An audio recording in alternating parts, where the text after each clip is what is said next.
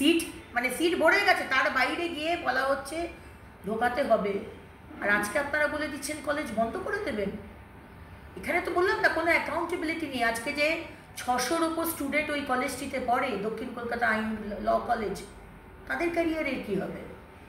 আজকে আপনাদের মানে আপনারা পুষে রেখেছেন এই দুষ্কৃতীদের, তাদের দোষের জন্য 600টি ছেলে মেয়ের ক্যারিয়ার শেষ হয়ে যাবে? এটা তো হলে চলবে না।